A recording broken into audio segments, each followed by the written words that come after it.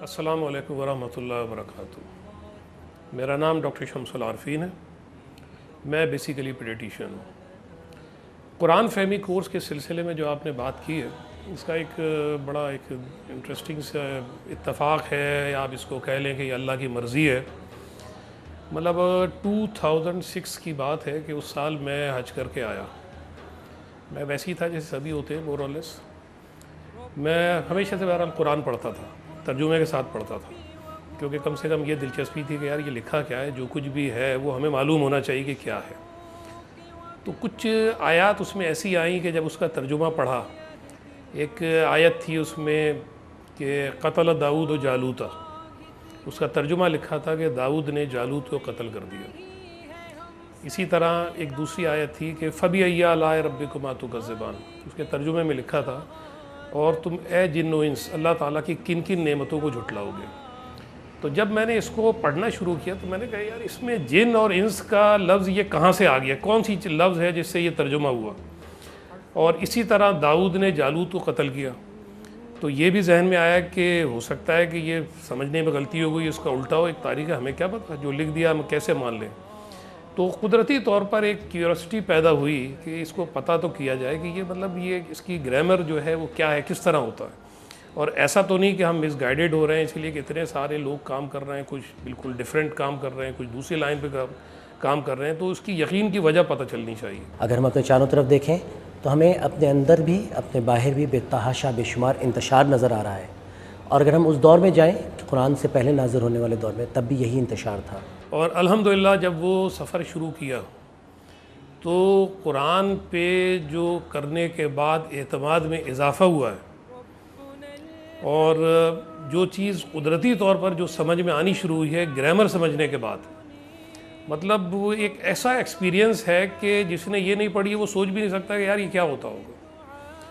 Even آپ نماز پڑھتے ہیں، پہلے تو ہم لوگ نماز پڑھتے ہیں تو ہاتھ باندھ لیا، اور جب اس نے کہا کہ رکوع میں چلے جاؤ تو رکوع میں چلے گئے، سجدے میں چلے گئے اور نماز ختم کر کے باہر آ گئے۔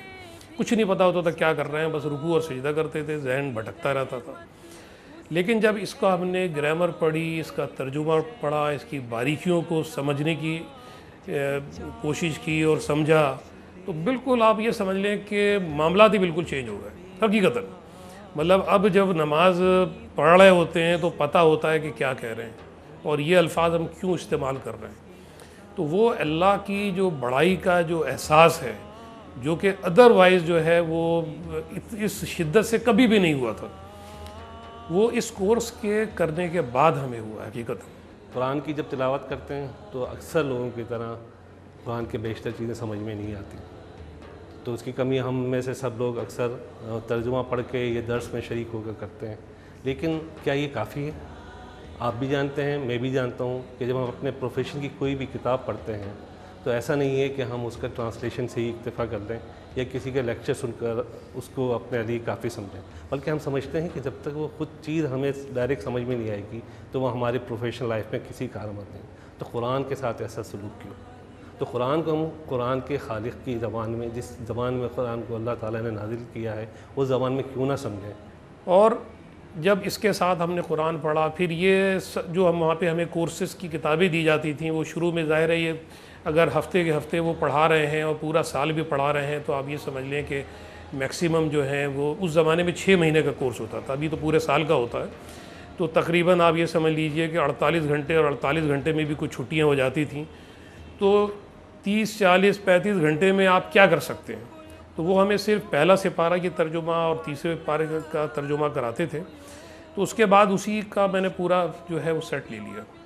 اور پھر سارا قرآن جو ہے اسی اسٹائل میں اس کو پڑھا سمجھتے ہوئے۔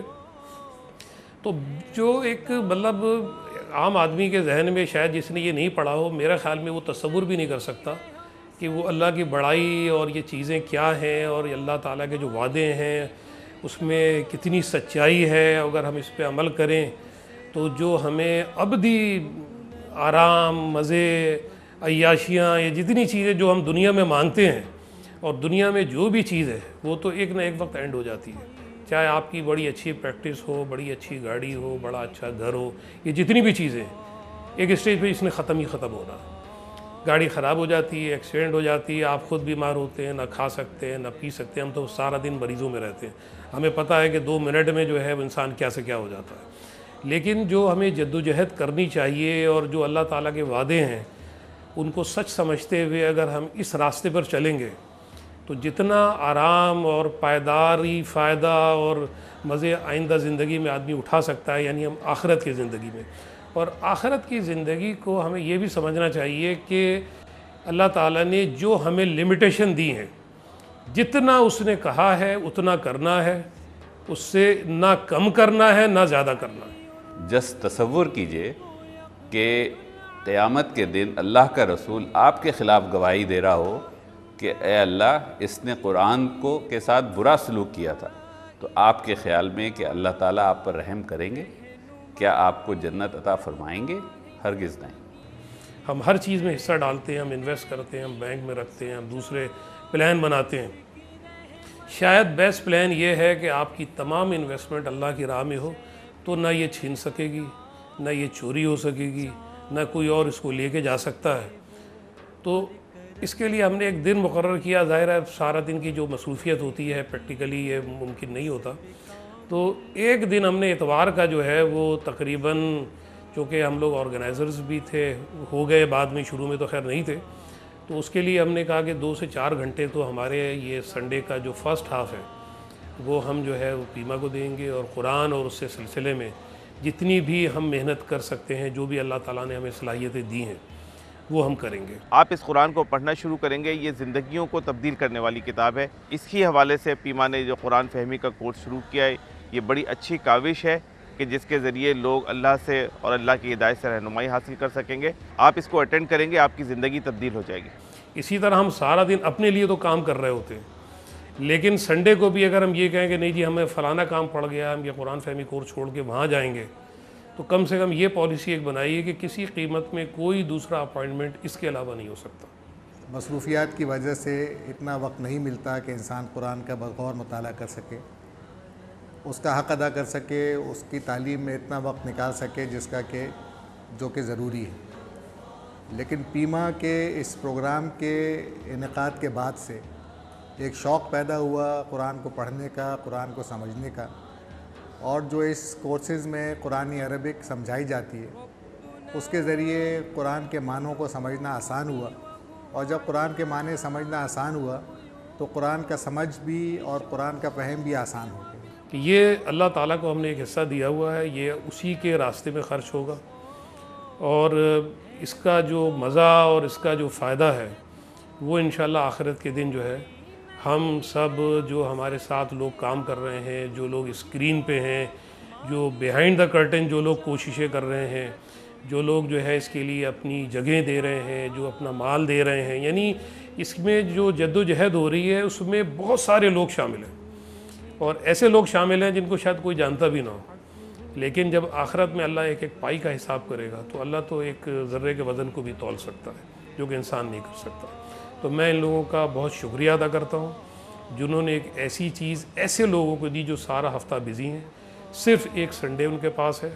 تو ایک اتفاق کی بات یہ ہے کہ جو سنڈے کا ٹائم ان لوگوں نے جو طے کیا ہے وہ بہت ہی ایکسٹرا آرڈنری ہے، اس میں ہم عموماً آرگومنٹ کر نہیں سکتے۔ یہ ٹائم میں نہ ہماری کوئی دعوت ہوتی ہے نہ پروگرام ہوتا ہے، صرف اور صرف ایک چیز ہو سکتی ہے جو ہماری نیند ہوتی ہے۔ جب اتنی چیزیں اللہ تعالیٰ نے ہمارے اوپر مہربانیاں کی ہیں تو کیا ہم 1 یا 2 گھنٹے کی نیند اللہ تعالیٰ کے لیے قربان نہیں کر سکتے؟ میں آپ سب کو دعوت دیتی ہوں کہ آئیے پیما کے اس کورس میں داخلہ لیجئے، ہر اتوار کو تھوڑا سا ٹائم نکالیے تاکہ ہم قرآن شریف کو بہتر طور پر سمجھ سکیں اور اس کے احکامات پر عمل کر سکیں۔ قرآن فہمی کلاسز آپ بھی اپنے قریبی سینٹر میں شرکت کے لیے رابطہ کیجیے 02134534379۔